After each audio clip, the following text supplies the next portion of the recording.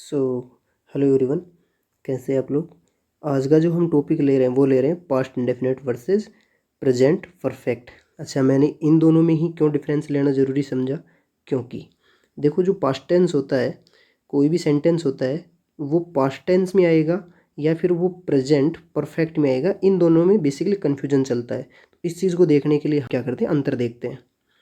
सो past indefinite, सबसे पहले अगर मैं पास्ट इंडेफिनेट को देखूं तो किस चीज़ के लिए यूज होता है, used for action completed in past, यानी कि कोई काम ऐसा जो पास्ट में कंप्लीट हुआ हो, यानी कि अब उसका इम्पैक्ट नहीं होना चाहिए। ऐसे केस में हम पास्ट इंडेफिनेट टेंस को यूज करते हैं। स्ट्रक्चर क्या होता है, अफर्मेटिव सेंटेंस का स्ट्रक्चर की सब्जेक्ट होगा, उसके बाद में वर्ब की सेकंड फॉर्म होगी, और अगर ऑब्जेक्ट अगर नेसेसरी है तो ऑब्जेक्ट, अदरवाइज ऑब्जेक्ट ना हो तो भी कोई दिक्कत नहीं। एग्जाम्पल लेते हैं, आई विजिटेड जयपुर यस्टरडे। देखो अब आप फ़र्क समझना, अभी पहले मैं आगे लूँगा प्रेजेंट परफेक्ट, उसके बाद में दोनों में फ़र्क समझाता हूँ, ठीक है।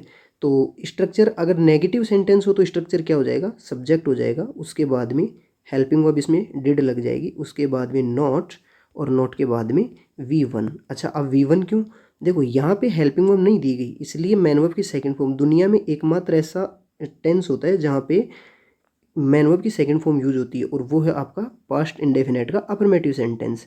बाकी जगह पास्ट इंडेफिनेट में भी V1 ही यूज होती है जब डिड आ जाए, ठीक। अगला आ रहा अपना प्रेजेंट परफेक्ट। तो प्रेजेंट परफेक्ट क्या होगा, used for action connected to the present, यानी कि एक्शन कंप्लीट पास्ट में ही होता है लेकिन उसका अभी भी असर है, तो उस केस में हम प्रेजेंट परफेक्ट का यूज करते हैं। बेसिक स्ट्रक्चर सेंटेंस का वही सब्जेक्ट होगा, हेल्पिंग वर्ब हैज या हैव लगेगी, वर्ब की थर्ड फॉर्म होगी, और ऑब्जेक्ट होगा। अब हैव कब लगेगी, हैज़ कब लगेगी, ये एक बेसिक चीज़ है कि जब हमारा सब्जेक्ट क्या हो, सिंगुलर हो। जब सब्जेक्ट सिंगुलर हो तो हम किसका यूज़ करेंगे इसके साथ, हैज़ का, और जब सब्जेक्ट हमारा प्लूरल हो तो हम किसका यूज़ करेंगे इसके साथ, हैव का, ठीक है। इसके बाद में देखते हैं, देखो इनमें बेसिकली डिफरेंस होता क्या है। डिफरेंस ये है इनके अंदर कि जो आपका पास्ट इंडेफिनेट है वो स्पेसिफिक पास्ट टाइम को बताता है, ठीक है, और जो आपका प्रेजेंट परफेक्ट है वो क्या करता है, कोई रिजल्ट या कोई एक्सपीरियंस जो कि फ़िलहाल से यानी कि प्रेजेंट टाइम से अगर कनेक्टेड है। यानी कि आप इस प्रकार से समझो कि कोई काम पास्ट में शुरू हुआ, मैं टाइम लाइन बनाऊँ, एक प्रकार से ये एक टाइम लाइन है, कोई काम यहाँ पे पास्ट में शुरू हुआ, ठीक है, और पास्ट में शुरू होकर के ये काम पास्ट तक ही चलता है, और यहाँ पे पास्ट में चल करके और बस यहाँ पे ख़त्म, यहाँ तक ख़त्म। तो इस केस में हम यूज़ करते हैं पास्ट इंडेफिनेट का। लेकिन कोई काम अगर पास्ट में चला और प्रेजेंट, अगर मैं यहाँ पे प्रेजेंट मानता हूँ, ये है आपका प्रेजेंट और ये है आपका पास्ट। कोई काम पास्ट में चला लेकिन प्रेजेंट में उसका इफेक्ट है, हालांकि वो ख़त्म हुआ है, अब भी ख़त्म हुआ है, लेकिन उसका भी क्या है, इफेक्ट है, उस केस में हम प्रेजेंट परफेक्ट का यूज करते हैं, ठीक है। सो टाइम वर्ड्स अगर हम देखें पास्ट इंडेफिनेट के तो वो क्या होते हैं, यस्टरडे, लास्ट ईयर, एगो, और प्रेजेंट परफेक्ट के ऑलरेडी, येट, एवर, नेवर। इस प्रकार से अगर सेंटेंस में दिखे तो पास्ट इंडेफिनेट, और अगर इनमें से कोई सा दिखे तो प्रेजेंट परफेक्ट। अब समझो इनके अंदर असली फ़र्क क्या है। देखो फ़र्क ये है कि जब भी कोई सेंटेंस दिया जाए और हमें ऐसा कन्फ्यूजन हो कि हमें इसको पास्ट इंडेफिनेट में लिखना चाहिए या इसको प्रेजेंट परफेक्ट में लिखना चाहिए, तो देखो दोनों में फ़र्क ये है कि अगर एक्शन के बजाय टाइम पे जोर दिया जाए, मैं क्या करूँ, एक्शन बोले तो मैन वर्ब सेंटेंस की, यानी कि एक्शन के बजाय अगर टाइम पे जोर दिया जाए तो आप यूज करेंगे पास्ट इंडेफिनेट, और टाइम के बजाय एक्शन पे जोर दिया जाए, एक्शन की किसी सेंटेंस में जो एक्शन की जा रही है सब्जेक्ट के द्वारा उसकी इंपॉर्टेंस हो तो आप यूज करेंगे प्रेजेंट परफेक्ट। ये देखो आप यहाँ पे क्या है, I have seen him yesterday. अब बताओ दो काम हो रहे हैं, सॉरी काम तो एक ही हो रहा है, सीन देखने का, ये तो है आपकी एक्शन, और यहाँ पे एक दिया टाइम। अब बताओ टाइम की वैल्यू है यहाँ पे ज़्यादा या एक्शन की value. I have seen him yesterday, मैंने उसको देखा, लेकिन कब देखा, यस्टरडे, मतलब कि बीते हुए कल के दिन, मतलब कि इंपॉर्टेंस टाइम को दे दी गई ना भाई। मैंने उसको देखा, अगर इतनी बात होती तो समझ में आता, लेकिन मैंने उसको कल, बीते हुए कल के दिन देखा, तो यानी कि आपने टाइम को इंपॉर्टेंस दी है, और अगर टाइम को इंपॉर्टेंस दी है तो सेंटेंस को आप किस में लिखेंगे, पास्ट इंडेफिनेट में। इसलिए ये सेंटेंस क्या यहाँ पे गलत हो रहा है। तो हमें क्या करना होगा, इसकी जगह हमें करना होगा आई सा हिम यस्टरडे। देखो सा मैन वर्ब की सेकंड फॉर्म, V2 क्या है, सा। ये किसकी सेकंड फॉर्म है, ये है सी यानी देखना उसकी सेकंड फॉर्म है सा। तो आई सा हिम यस्टरडे। अब यहाँ पे हमने इसको पास्ट इंडेफिनेट में क्यों लेके गए, इसलिए लेके गए क्योंकि यहाँ पे एक्शन के बजाय टाइम के ऊपर इंपॉर्टेंस है, और टाइम क्या है यहाँ पे, यस्टरडे दिया हुआ है। अगला सेंटेंस देखो, she has completed the work last night.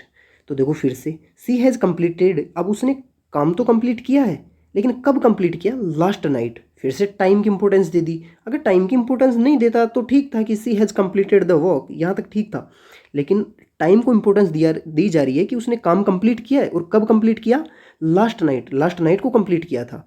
यानी कि फिर से टाइम को इंपॉर्टेंस देने की वजह से सेंटेंस किस प्रकार से लिखा जाएगा, she completed the work last night, यानी कि फिर से पास्ट इंडेफिनेट में जाएगा।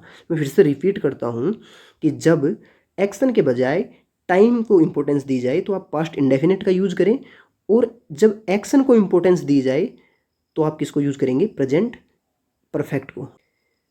अब अगर हिंदी में ट्रिक देखें इसकी तो क्या है कि पास्ट इंडेफिनेट काम भूतकाल में शुरू हुआ और ख़त्म भी भूतकाल में यानी कि पास्ट में हो गया, और प्रेजेंट परफेक्ट क्या है, काम हो चुका है और उसका असर अभी भी है। देखो प्रेजेंट परफेक्ट का काम भी होता है ना, वो रियल में होता तो पास्ट में ही शुरू है, लेकिन वो प्रेजेंट में आके ख़त्म होता है, और उसका प्रेजेंट में आके ख़त्म होने की वजह से अभी भी उसका क्या होता है, इफेक्ट होता है उसका। उस इम्पैक्ट को शो करने के लिए हम प्रेजेंट परफेक्ट टेंस को यूज करते हैं। ठीक है, उसके बाद में है, अब हम प्रैक्टिस क्वेश्चन देखते हैं कि जैसे आई ब्लैंक है माई वर्क यस्टरडे। अब देखो यहाँ पे अगर यस्टरडे नहीं होता ना तो मैं यहाँ पे करता I have completed my homework, लेकिन यहाँ पे या आई have done my homework yesterday. अब लेकिन यस्टरडे आने की वजह से मुझे एक चीज़ दिख रही है कि टाइम मैंशनड, अगर टाइम मेंशन है तो मैं यहाँ पे प्रेजेंट परफेक्ट करने के बजाय क्या करूँगा, मैं पास्ट इंडेफिनेट, इसलिए यहाँ पे क्या आया, डिड। अब यहाँ पे डिड को आप हेल्पिंग वर्ब ना समझें, गलती ना करें, क्योंकि अगर ये हेल्पिंग वर्ब है तो मेरे को एक बात बताओ मैन वर्ब कहाँ पे है, तो ये वास्तव में क्या है, मैन वर्ब ही है, और मैन वर्ब की सेकंड फॉर्म, मैन वर्ब बोले तो कौन, डू, जो कि बेस फॉर्म होती है डू यानी करना, डू, डिड, और इसकी थर्ड फॉर्म क्या होती है, डन। इसकी थर्ड फॉर्म है, इसकी सेकंड फॉर्म है डिड। तो यहाँ पे सब्जेक्ट आई और V2 डिड, और आगे माई होमवर्क यस्टरडे आने की वजह से यहाँ पे डिड हो रहा है। अगर यस्टरडे नहीं आता तो मैं इसको लिखता सेंटेंस को I have done my homework, right. उसके बाद में दूसरा एग्जाम्पल है she blank already blank the movie. तो देखो यहाँ पे फिर से आप देख सकते हैं। अब बताओ यहाँ पे कोई टाइम मेंशन है क्या, सीधी सी ट्रिक है, अगर टाइम मेंशन नहीं है तो सीधी सी बात आप क्या करोगे, प्रेजेंट परफेक्ट। अगर टाइम मेंशन नहीं है तो यहाँ पे सीधा सा है क्या रहा है, हैज़ सीन, कि she has already seen the movie. उसके बाद में थर्ड एग्जाम्पल है we blank to Agra last year. देखो फिर से लास्ट ईयर आ गया ना, कुछ सोचने की जरूरत नहीं है ना, सीधा सा अगर टाइम आपको दिख रहा है तो आप पास्ट इंडेफिनेट करेंगे। तो यहाँ पे फिर से क्या कर देंगे हम, गो की सेकंड फॉर्म कर देंगे। तो गो की सेकंड फॉर्म क्या हो गई, गो वेंट। तो फिर से क्या गई यहाँ पे, वेंट आ रही है। समझ गए बात को, क्यों, क्योंकि यहाँ पे लास्ट ईयर एक टाइम मेंशन किया गया, और टाइम मेंशन करे जाने की वजह से हम क्या करेंगे, यहाँ पे पास्ट इंडेफिनेट करेंगे, राइट। सो आपको ये वीडियो कैसा लगा आप कमेंट करके ज़रूर बताएं। थैंक यू, जय हिंद।